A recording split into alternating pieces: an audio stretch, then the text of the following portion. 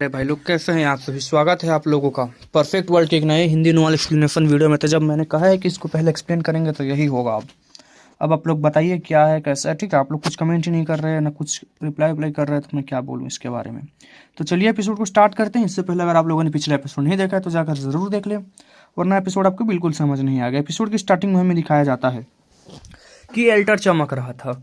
उस पर बने सिंबल्स डायरेक्टली एंशिएंट एरा से जुड़े हुए थे। टाइम ने उन्हें घिसा जरूर था, लेकिन उनकी पावर बिल्कुल कम नहीं हुई थी। मतलब वही टाइम का फ्लो उनके ऊपर भी हावी हुआ था, लेकिन पावर नहीं गई थी। ठीक है, ऐसा है। हाँ, सॉरी गाइस। ठीक है, पावर बिल्कुल कम नहीं थी। ऐसा लग रहा था जैसे हर सिंबल के अंदर कोई डेंजरस फोर्स बंद हो। यहीं पर सी हाउ खड़ा था। उसकी बॉडी धीरे धीरे ब्लर होने लगी, जैसे वो इस वर्ल्ड से कट हो रहा हो। रीजन सिंपल था, ये एल्टर एक highest level teleport transport formation थी जो एंशिएंट एरा से चली आ रही थी। इसमें एंटर करने का मतलब था एक अलग स्पेस में चले जाना, और एक बार अंदर गए तो वापस आने का कोई ऑप्शन नहीं होता। इंपीरियल पाथ छोड़ना नॉर्मली पॉसिबल नहीं था। इस प्रोसेस को कंप्लीट करने के लिए अंदर से बड़े लोगों को एल्टर एक्टिवेट करना पड़ता था।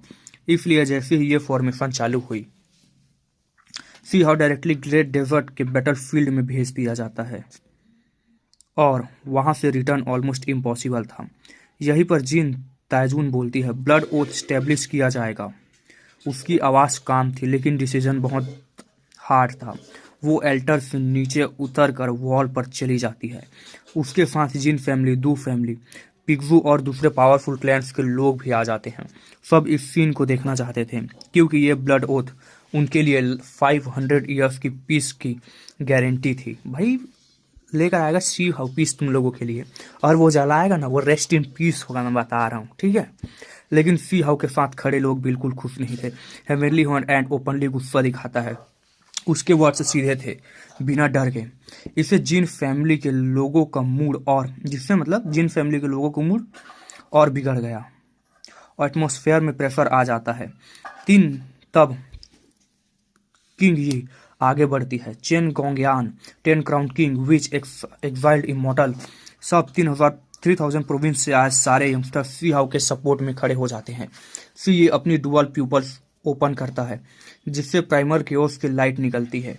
इसके बाद और भी पावरफुल फिगर्स आ जाते हैं, जैसे ग्रेट वूट हुए, स्काई लिटिल किंग, लान जियान, की होंग वही फैमिली के 4 फिनिशेस। अब ये सिर्फ यंगस्टर्स का इशू नहीं रहा, कोई सीनियर कल्टिवेटर्स भी समझ जाते हैं। कई मतलब सीनियर कल्टिवेटर समझ जाते हैं कि अब पंगा बहुत बड़ा हो चुका है। ठीक है, कि यहाँ गलत हो रहा है। जब जिन फैमिली का एक आदमी अपने मास्टर से मदद मांगने जाता है, तब की होंग का टीचर गुस्से में बोलता है, चुप रहो। सिर्फ एक आवाज, और सामने खड़े लोग ऑलमोस्ट गिर जाते हैं। इसी बीच डेजर्ट की तरफ से एक बूंद ब्लड अपीयर होती है। सिर्फ एक बूंद, लेकिन उसकी पावर इतनी ज्यादा होती है कि पूरा डेजर्ट कवर हो जाता है। ब्लड का कलर बदलता है, स्काई का सीन कंप्लीटली ट्रांसफॉर्म हो जाता है। इमॉर्टल फिनिक्स, ट्रू ड्रैगन, कुमपेंग जैसे सीन्स दिखते हैं।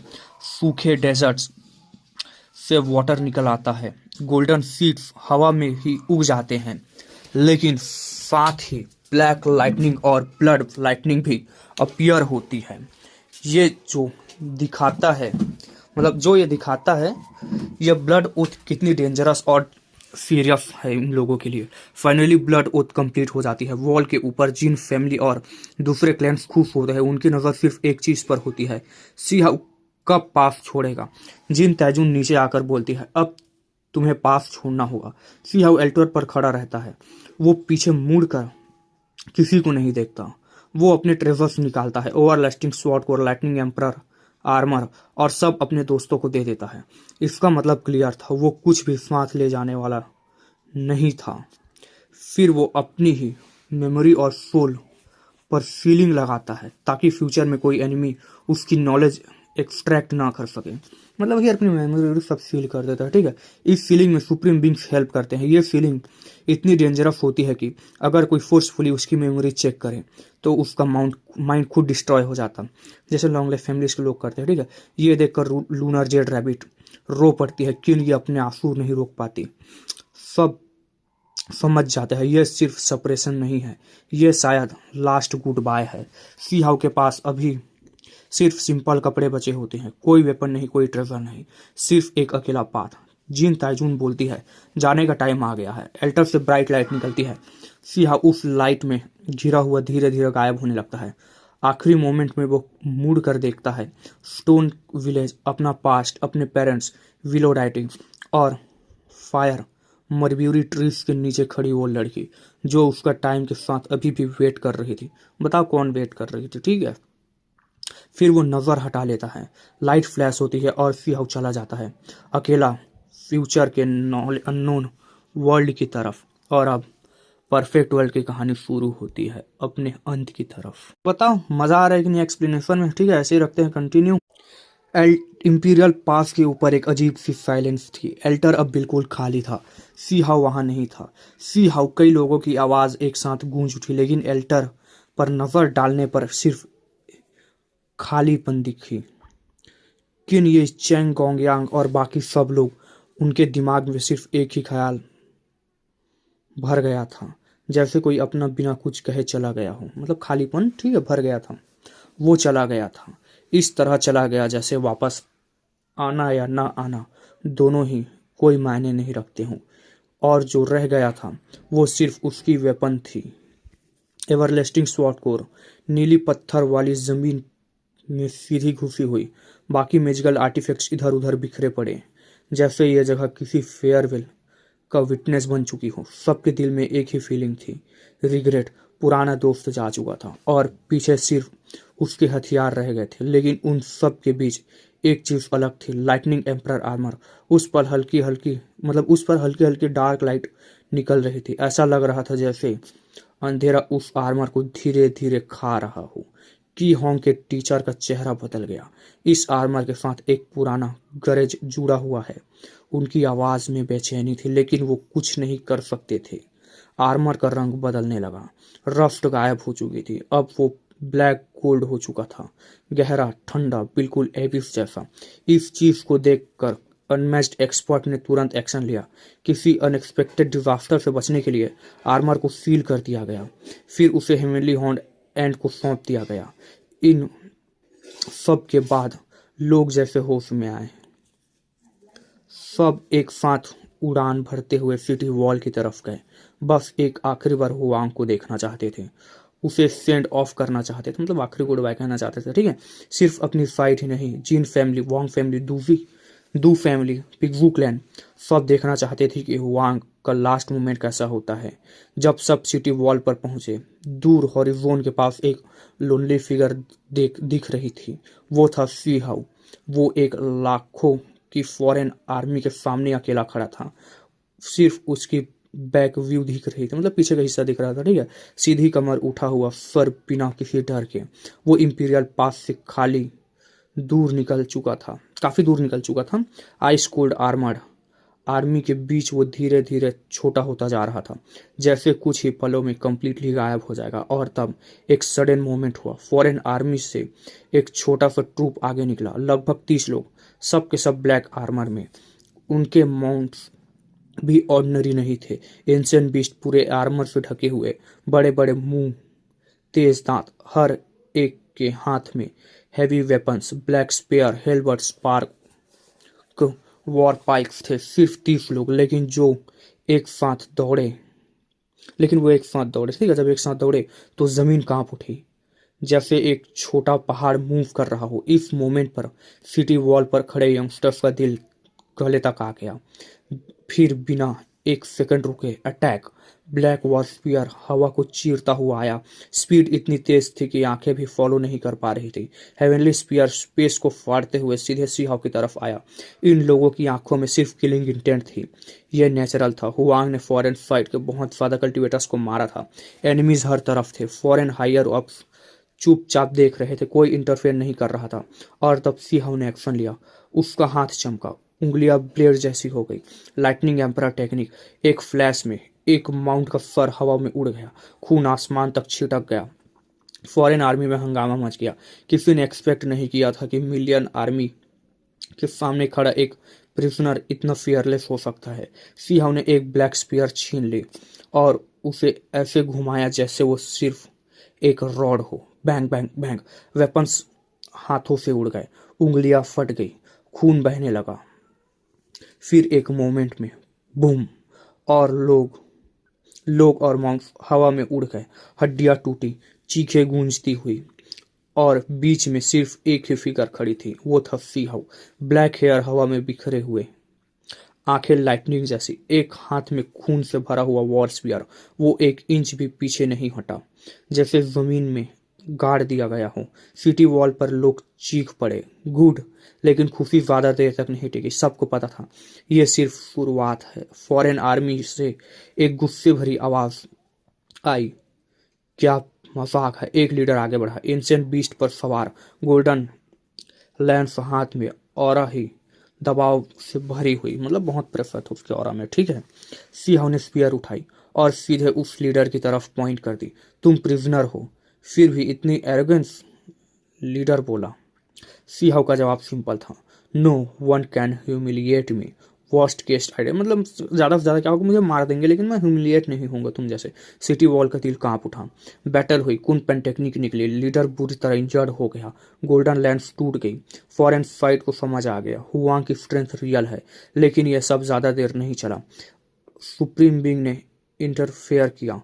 एक चैन निकली, सिंह की बॉडी बाइंड हो गई, और फिर एक स्पेयर अपने आप उड़ी, और फिर पुफ के साथ सिंह के सीना चीरते हुए निकल गया।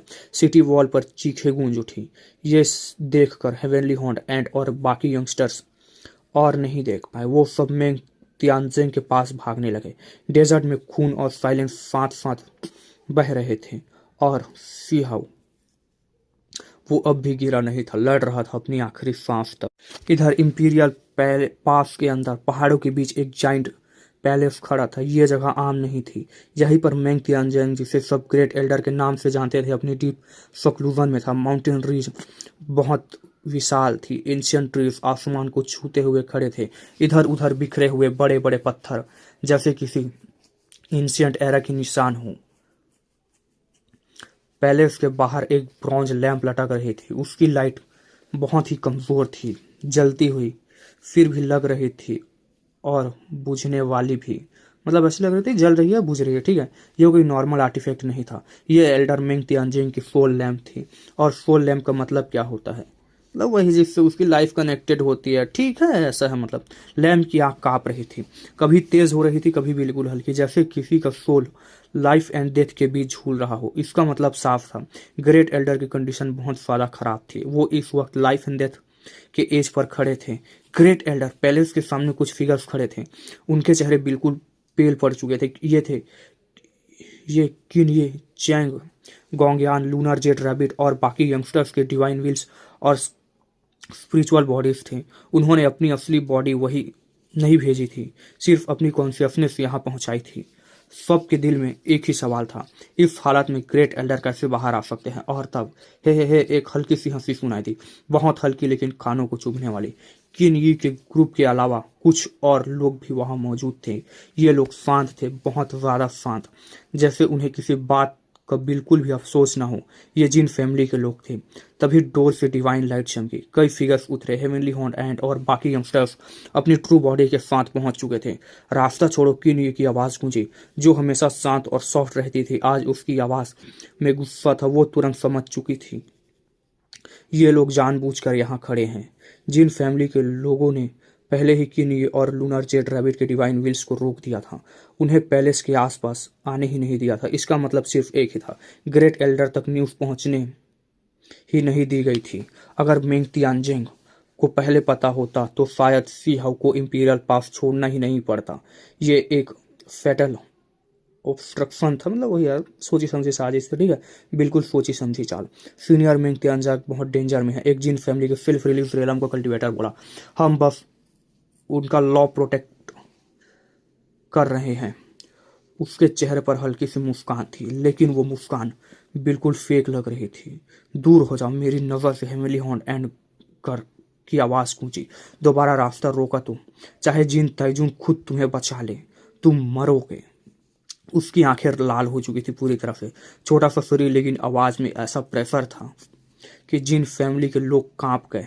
उन्हें याद आया था वांग फैमिली ने सीहाओ को पकड़ने के लिए पूरी फोर्स लगाई थी और फिर उन एंशियंट सोल्जर्स ने उन्हें कैसे मिटा दिया था। इसलिए अब वो लोग ज्यादा नहीं बोल पाए। यंगस्टर्स पैलेस के आसपास खड़े थे, हर किसी का दिल हैवी था। सोल लैंप और ज्यादा डिम होती जा रही थी, जैसे कोई आखिरी सांस ले रहा हो। आखिरकार लोग समझ गए, शायद ये हेवन का डिसीजन था। सीहाओ को बचाने वाला कोई नहीं बचा था। सीहाओ, किनी और लूनर जेड रैबिट की आंखों में आंसू थे। उन्हें अपनी वीकनेस महसूस हो रही थी। अगर वो सब सुप्रीम बीइंग लेवल के होते तो कोई भी जिन ताइजून जैसे आदमी उन्हें नहीं रोक पाता। और तब नॉट गुड, ग्रेट वूट, वो चिल्लाया। उसकी आंखें शौक से फैल गई थी क्योंकि ब्रोंज सोल लैंप बुझ चुकी थी। आग बिल्कुल गायब। पैलेस के सामने सन्नाटा छा गया। क्या ग्रेट एल्डर मर गए? ये विश्वास करना मुश्किल था। इतना बड़ा एक्सपर्ट ऐसे ही चला गया। लोग चीख पड़े, रोना फूट पड़ा। और इसी मोमेंट पर जिन फैमिली के कुछ लोगों के होठों पर हल्की सी सेटिस्फेक्शन आ गई। वांग फैमिली के लोगों ने भी चैन की सांस ली। मेंग तियानजेंग उनके लिए हमेशा एक शैडो थे। हे, किसी ने फिर से हल्की हंसी के साथ कहा। लेकिन अगले ही पल बैंग, पूरा पैलेस कांप उठा। बुझी हुई सोल लैंप अचानक सन की तरह ब्राइट चमक उठी। जिंदा है, एल्डर मेंग तियानजेंग जिंदा है। सोल लैंप इतनी तेज लाइट छोड़ रही थी कि आंखें चौंधी आ गई। और तब बैंग बैंग बैंग, पैलेस के दरवाजे खुल गए। एक भयंकर औरत बिखर गई। जिन और वैंग फैमिली के लोग जमीन पर गिर पड़े। उनके शरीर कांप रहे थे। सेल्फ रिलीज रेलम तक के कल्टिवेटर्स भी इस प्रेशर को झेल नहीं पा रहे थे। सोल लैंप कभी ब्राइट होती, कभी डिम पड़ती। इसका मतलब क्लियर था, ग्रेट एल्डर का स्टेट अभी भी अनस्टेबल थी। कभी वीक, कभी टेरिफाइंगली स्ट्रांग। सिर्फ एक फिगर बाहर निकली, मेंग तियानजेंग। टॉन गोल्डन बैटल आर्मर, उस पर सूखा हुआ खून, वही आर्मर जो डेसोलेट बॉर्डर के वॉर में पहना था। सीहाउ, लूनर जेड रैबिट फूट फूट कर रोड पड़ी। एल्डर मिंग तियानजेंग ने गहरी सांस ली। मैं सब जानता हूँ कहा। उसकी अवेकनिंग किसी कोइंसिडेंस से नहीं हुई थी। यहाँ का इमोशन, यहाँ का डिसअपियर, सब ने उसे जगा दिया था। मतलब वही इस सब की वजह से उसकी अवेकनिंग हो गई थी ग्रेट एल्डर की। ठीक है, वो शांत थे लेकिन हर कोई महसूस कर सकता था ये शांति तूफान के पहले की शांति है। एक कदम में वो सबके सामने आ गए। उसके गिरते ही जिन और वैंग फैमिली के लोग फिर से कांप उठे। आसमान के रंग बदलने लगा। हवा पागल हो गई। लाइटनिंग और गरज एक साथ गूंज उठी। जो लोग पहले हंस रहे थे वो उसी मोमेंट एक्सप्लोड हो गए। खून की धब्बे बनकर रह चुके थे वो लोग। यंगस्टर्स बिल्कुल सेफ थे। एक सॉफ्ट लाइट उन्हें प्रोटेक्ट कर रही थी। फिर मेंग तियानजेंग एक और कदम आगे बढ़ाया और अगले ही पल वो सीधे क्राइम सीन पर थे। उसकी नजर जमीन पे गड़ी हुई ओवरलास्टिंग स्वॉर्ड पर पड़ी। उसकी भौहें तन गई। एक हाथ उठाया और बैंग, स्वॉर्ड हवा में आकर उसके हाथ में आ गई। पूरा बैटलफील्ड पर सन्नाटा छा गया। एक सुप्रीम बीइंग गुस्से में स्वॉर्ड हाथ में। सबके दिमाग में एक ही थॉट था। मतलब सोच लो ना, एक सुप्रीम बीइंग है पूरे गुस्से में जो पूरे दुनिया को खत्म कर सकता है और साथ ही उसके हाथ में हो दुनिया की सबसे terrifying weapon, everlasting sword core. तो क्या कहर मचाने वाले हैं। सबके दिमाग में सिर्फ एक ही थॉट था, क्या अब यहाँ खून की नदियां बहने वाली हैं। सीन और भी टेरिफाइंग होता जा रहा था।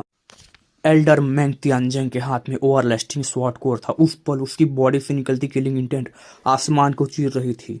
खून से लथपथ टूट फूट चुकी गोल्डन बैटल आर्मर से कैंग कियांग की आवाज आ रही थी। वो जहां खड़ा था जैसे एक इमॉर्टल द माउंटेन हो, अचानक भयानक और बिल्कुल अनस्टॉपेबल ऐसा था। ठीक है, उनकी ऑरा सिटी गेट के पास कोई भी खड़ा नहीं रह पा रहा था। सब जमीन पर पड़े थे। ये किसी अटैक की वजह से नहीं था, ये सिर्फ एक चीज का रिजल्ट था, सुप्रीम बीइंग के गुस्से का। सिर्फ उसकी प्रेजेंस, उसका ऑरा ही इतना टेरिफाइंग था कि लोगों की बॉडी और सोल दोनों कांप रहे थे। फिर अचानक एक क्लियर लाइट आगे बढ़ी। ऐसा लगा जैसे कोई वॉर इमॉर्टल आसमान की तरफ दौड़ रहा हो। स्वॉर्ड कोर हाथ में लिए मेंग तियानजेंग सीधे सिटी वॉल पर जा पहुंचे। उसके साथ साथ आइस कोल्ड किलिंग इंटेंट पूरे एरिया में फैलती गई और जमाता गया चला गया। उसके पूरे बॉडी एक गोल्डन इंटरनल इमॉर्टल फर्नेस जैसा हो गया था। ब्रिलियंस इतनी तेज की कॉस्मोस तक पियर्स हो रही थी। हेवन एंड अर्थ दोनों उस लाइट से भर गए थे। मेंग तियानजेंग सिटी वॉल पर पावरफुल फॉर्मेशंस लगी हुई थी, फिर भी लोगों ने उस फेमिलियर ऑरा को महसूस कर लिया। इतनी स्ट्रांग ऑरा को इग्नोर करना इम्पॉसिबल था। कुछ लोग तुरंत कांप उठे, उनके चेहरे से खून उतर गया हो मानो ऐसा। और तब जिन ताइजून के पास खड़ी एक बुढ़ी औरत चीख उठी। उसका शब्द पूरा होने से पहले ही वो बूम, उसकी बॉडी हवा में उड़कर टुकड़ों में टूट गया, फिर सीधे एक्सप्लोड। मेंग तियानजे ने कुछ नहीं किया, सिर्फ नजर उठाकर देखा था। बस इतना ही काफी था। ये था मॉर्टल दाव के पीक की पावर, ऐसी पावर जिसका कोई कंपैरिजन ही नहीं था। जिन ताइजून के आसपास खड़े सब लोग डर से जम गए। सब ओल्ड सर्वेंट्स थे और सब के सब अब मौत के सामने देख रहे थे, मौत को अपने सामने देख रहे थे। दाव फ्रेंड मेंग, इस सब का मतलब क्या है? जिन ताइजून की आवाज कांप रही थी। उसकी उंगलियां अपनी वॉकिंग स्टिक पर थी, पर इतनी जोर से जम गई थी कि वो सफेद पड़ चुकी थी स्टिक उसकी, ठीक है। उसके मन में गुस्सा भी था और शौक भी। वो समझ चुकी थी आज मेंग तियानजेंग मैसेकर के इरादे से आया है। और अगले ही पल बैंग बैंग बैंग, जिन फैमिली के लोग एक एक करके जमीन पर गिरने लगे, जैसे कोई उनकी सारी स्ट्रेंथ छीन रहा हो। मेंग तियानजेंग सीधे खड़ा था, बैटल आर्मर पहने, आंखों में एंगर और किलिंग इंटेंट के साथ। उसकी प्रेजेंस इतनी थी कि लोगों के सोल कोलैप्स होने लगे। सेल्फ रिलीज रेलम हो या यंग कल्टिवेटर, किसी में भी रजिस्ट करने की हिम्मत नहीं थी। सीनियर दो फैमिली के लोग चीख पड़े। बस इतना ही कहना था, फिर बूम। मेंग तियानजेन की आंखों ने सिर्फ एक बार उधर देखा और पूरी दो फैमिली के लोग हवा में उछल कर फेंक दिए गए। उनकी बॉडी पर क्रैक्स आ गए थे, खून बहने लगा था।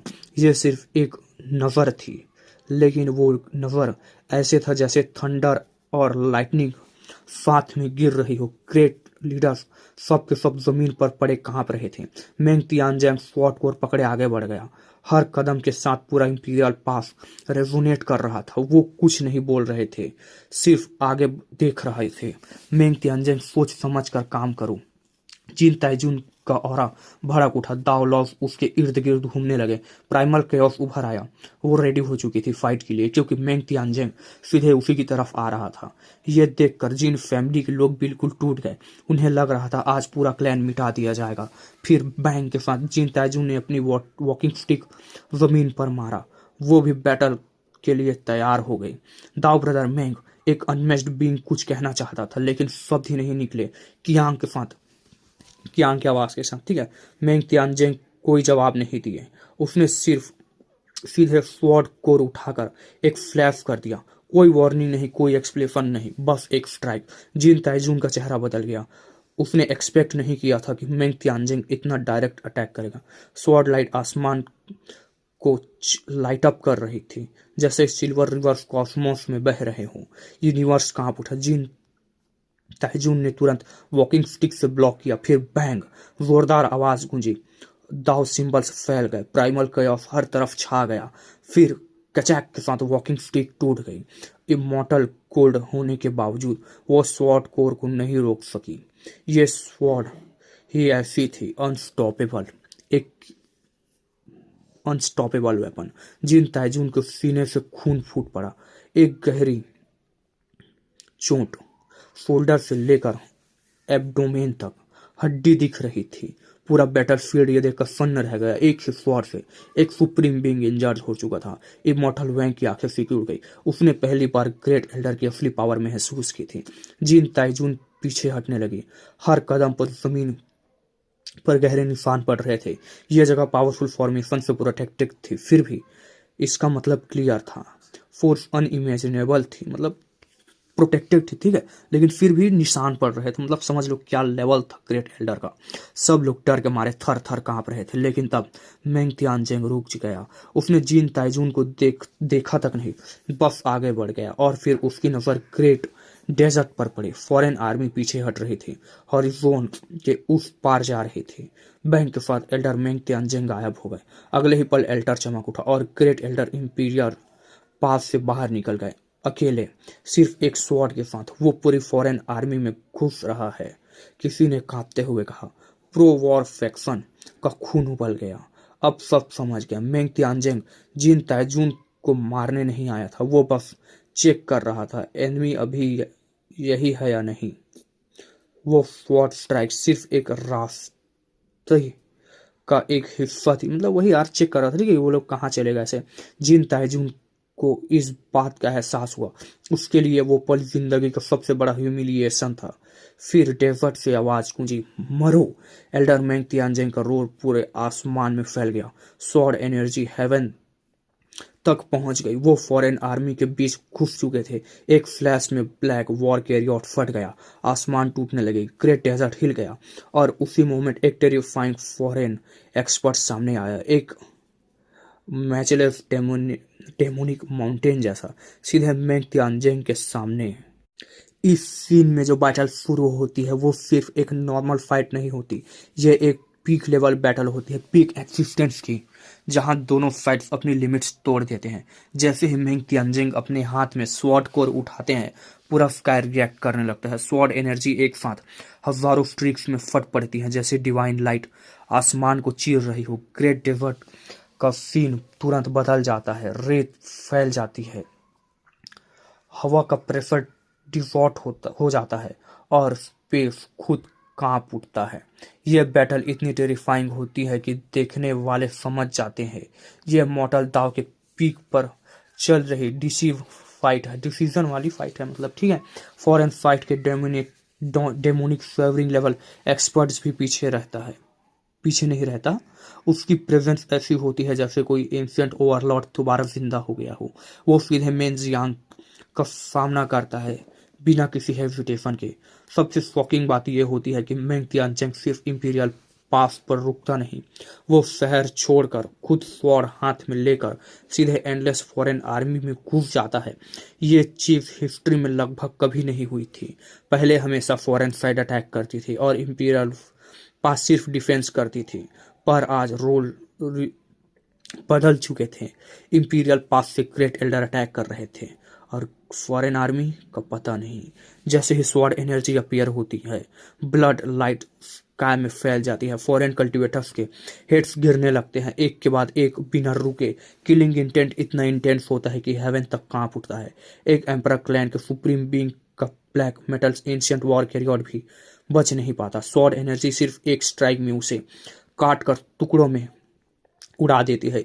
मेटल पीसेस हवा में बिखर जाते हैं। इंपीरियल पास पर खड़े लोग स्टंड हो जाते हैं, और सिर्फ वो ही नहीं, फॉरेन सोल्जर्स तक के दिल कांप जाते हैं, क्योंकि उन्होंने पहली बार देखा था कि कोई उनका पीछा कर रहा है। उसी मोमेंट पर एक डिग्निफाइड आवाज गूंजती है, किल। ये आवाज थंडर जैसी लगती है। स्काई के नीचे स्कारलेट रेड लाइट एक्सप्लोड होने लगती है, लाइटनिंग से भी ज्यादा वॉयलेंट। यह पावर एम्परर क्लैन के उस सुप्रीम बीइंग से आ रही थी।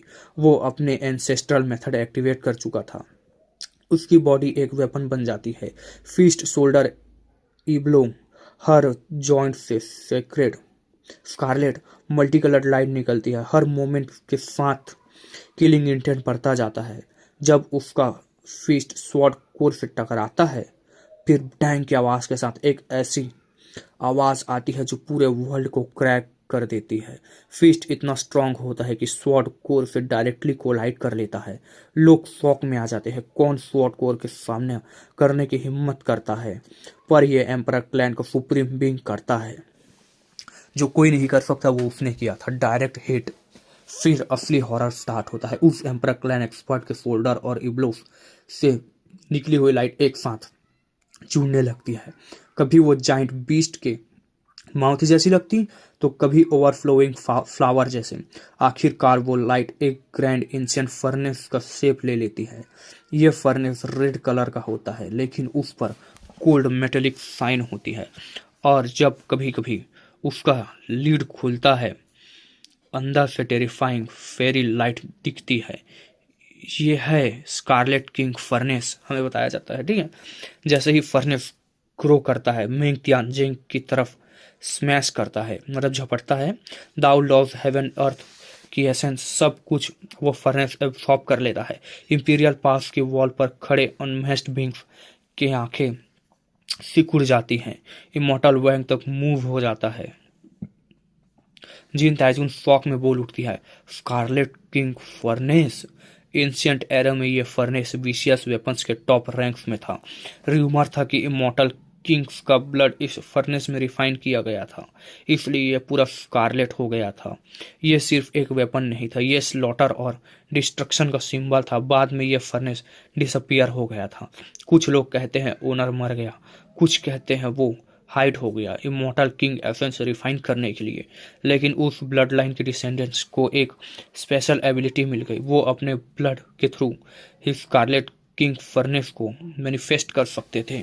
ये कोई समनिंग नहीं थी, ये एक ब्लड इम्प्रिटेड डिवाइन मेथड थी, यानी उनके खून में जो होती है वो, ठीक है। इसलिए जब एम्परर क्लैन का सुप्रीम बीइंग इसे यूज करता है तो उसकी पावर नेचुरली टेरिफाइंग हो जाती है। तब मिंग तियांजिंग फर्नेस को स्लैश से पुश करता है तो फर्नेस और सॉलिड हो जाती है। मतलब वही कुछ मतलब डिफेंड करते हैं तो पावरफुल होती जाती है, ऐसे है, ठीक है।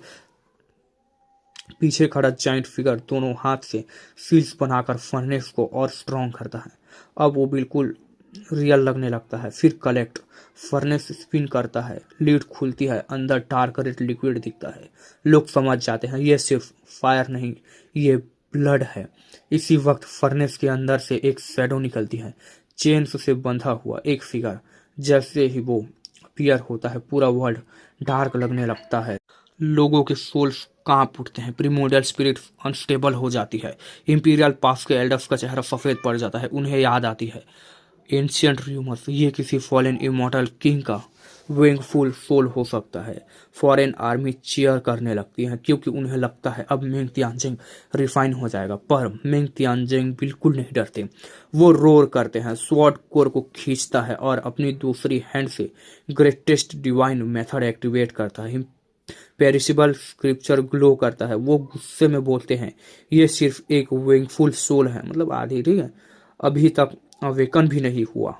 ये बात सुनकर सबका दिल कांप जाता है। अगर ये सोल अवेकन होता तो रिजल्ट अनइमेजिनेबल होता। मेंग तियांजिंग स्वॉर्ड से फर्नेस को काट देते हैं और डिवाइन पाम से एक शैडो पर स्ट्राइक करते हैं। वेक अप इंपीरियल पास से सभी लोग एक साथ चिल्ला उठते हैं, वेक अप। जैसे ही फेमिलियर और उस शैडो तक पहुंचती है वो कांप जाता है, आंखें खुलती है और अगले ही मोमेंट बैंग के साथ शैडो टूट जाती है। स्कारलेट किंग फर्नेस भी ब्रेक हो जाता है। बैटलफील्ड शांत हो जाती है। फॉरेन साइड शॉक में होती है। मेंग तियांजिंग ने उनका मैचलेस मेथड तोड़ दिया था। इसी वक्त चुपके से 6 सुप्रीम बींग्स मूव करते हैं, चारों तरफ से मेंग तियांजिंग को सराउंड करते हैं और तभी ग्रेट डेजर्ट के पीछे से एक जाइंट वॉर बैनर उड़ता हुआ आता है।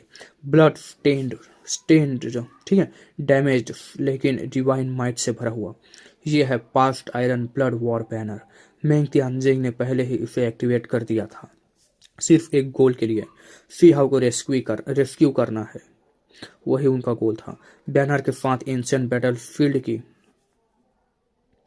एक्योस, ठीक है, एक्योस से लौट आती है, ब्रोकन बॉडीज लेकिन अनब्रेकेबल बैटल इंटेंट के साथ। फॉरेन आर्मी में केओस मच जाता है, टेंस ऑफ थाउजेंड्स मर जाते हैं। मतलब वही कुछ हुआ है, ठीक है, कुछ लौट के आया है एंशिएंट बैनर के साथ, वो भी पूरी ताकत के साथ। इंपीरियल पास पर लोगों का खून उबलने लगता है। ओपन द पास, हम भी फाइट करेंगे, किल देम, सभी चिल्लाने लगते हैं और इसी रोर के साथ सीन एक नए फेस में एंटर करता है। ग्रेट डेजर्ट के गहरे हिस्सों में आयरन ब्लड वॉर बैनर पूरी पावर के साथ घूम रहा था। जैसे नॉर्थ विंड्स अचानक टूट पड़ी हो, जैसे ही ये बैनर फॉरेन आर्मी पर स्वीप करता जा रहा था। जहां से भी गुजरता वहां सिर्फ मैसेकर बसता। बॉडीज गिर रही थी, ब्लड मिस्ट हवा में फैल चुकी थी और फॉरेन सोल्जर्स के लिए ये सीन एक नाइटमेयर बन चुका था। वॉर बैनर की डिवाइन लाइट इतनी इंटेंस थी कि ऐसा लग रहा था जैसे एंशिएंट बैटलफील्ड दोबारा जिंदा हो गया हो। लेकिन जब ये बैनर सीहाओ के पास पहुंचने ही वाली थी तब अचानक एक मोटल लाइट फूट पड़ती है। Heaven and earth pouch appear होता है और सीधे आयरन ब्लड वॉर बैनर की तरफ रश करता है। ये क्लियर था कि फॉरेन साइड ने पहले से ही प्रिपरेशन कर रखी थी। उनके कुछ सुप्रीम बींग्स अभी तक फाइट में डायरेक्ट इन्वॉल्व नहीं हुए थे। वो सिर्फ इस मोमेंट का वेट कर रहे थे कि पूरी वायलेंस भगदड़ कब मचेगी।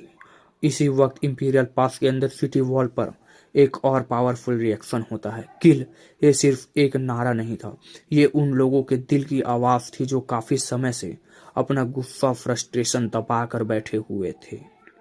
जैसे ही एक अनमैच्ड बीइंग ओपनली अपना स्टैंड लेता है, सिटी के अंदर मोरल एकदम एक्सप्लोड हो जाता है। कई लीडर्स बिना रुके सिटी वॉल से नीचे उतरने लगते हैं, सीधे एंशिएंट एल्टर पर पहुंचते हैं। ची ची की आवाज़ के साथ एक के बाद एक फिगर्स अपीयर होते जाते हैं। Please open the city, let's go us. आवाज़ें चारों तरफ फैल जाती हैं। जैसे ही ये वर्ड्स बोले जाते हैं, एटमॉस्फेयर तुरंत चेंज हो जाता है। आउटस्टैंडिंग हीरोज के एक्सप्रेशंस बदल जाते हैं। सब समझ जाते हैं ये मोमेंट नॉर्मल नहीं है। और तब एक अनमैच्ड बीइंग खुद सिटी वॉल से लीप करके एल्टर पर आ खड़ा होता है, तो पूरा सीन पीक पर पहुंच जाता है।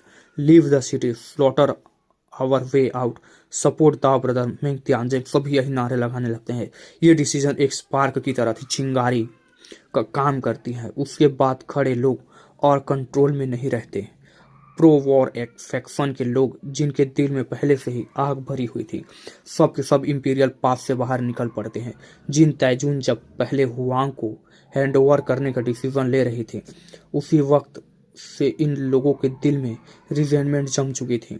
आज उन्हें फाइनली उस गुस्से को बाहर निकालने का मौका मिल गया था। लेकिन सिटी वॉल पर सब लोग मूव नहीं करते। जिन फैमिली, दो फैमिली, पिज्जू क्लैन, ये सब ऊपर से ही नीचे का सीन देखते रहते हैं। इन सब के लंबे से लेकर तेल लगा के लेगा, ठीक है। जिन तैजून का चेहरा एकदम कोल्ड हो जाता है। उसकी स्वॉर्ड वाउंड कब की हील हो चुकी होती है, लेकिन उसकी नज़र और भी शार्प हो जाती है। तुम लोग बिना सोचे समझे एक्ट कर रहे हो। उसकी आवाज़ गुस्से और प्रेशर दोनों होती है, मतलब के साथ वो बोलती है। लेकिन उसके पूरे बोल पाने से पहले ही एक और अनमेच्ड बीइंग बोल पड़ता है। ब्रदर मेंग इतने हीरोइकली अकेले बाहर फाइट कर रहे हैं, हम सपोर्ट कैसे न दें। और अगले ही मोमेंट वो भी एल्टर पर पहुंच जाता है, सिटी छोड़ देता है एक एक्सपर्ट, ठीक है। ये क्लियर होता है कि सुप्रीम बीइंग्स की लेवल की फाइट भी सिर्फ उन्हीं जैसे लोगों के काम आ सकते हैं। बाकी लीडर्स सिर्फ ग्रेट आर्मी से लड़ सकते थे। मतलब कुछ लोग होते हैं जो सीधा घुस के मारते हैं, और कुछ होते हैं जो प्यादों के जरिए लड़ते हैं। ये थी मतलब इमॉर्टल्स फैमिली का रूल, ठीक है। मेंग तियानजिंग का एक्सप्रेशन और डार्क हो जाता है। इस तरह सपोर्ट नहीं, मेंग तियानजिंग नहीं यार, जिन ताइजून का एक्सप्रेशन डार्क हो जाता है, ठीक है। इस तरह सपोर्ट देने से क्या चेंज होगा, वो बोलती है। की होंग के टीचर एल्डर किंग मू आगे बोलते हैं। वो बहुत पुराने सुप्रीम बीइंग है, जिनका नाम कभी एक पूरे एरा पर भारी हुआ करता था। शायद कुछ बदल जाए। ये सुनकर जिन ताजून अपनी स्टिक जमीन पर जोर से मारती है।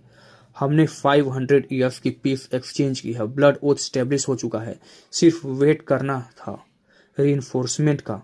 ये सब इस पीस को डिस्ट्रॉय कर देगा। उसके लिए ये एक स्ट्रेटेजिक डिसीजन था। उसके हिसाब से मेंग तियानजिंग का एक्ट सिर्फ इमोशन पर बेस्ड था।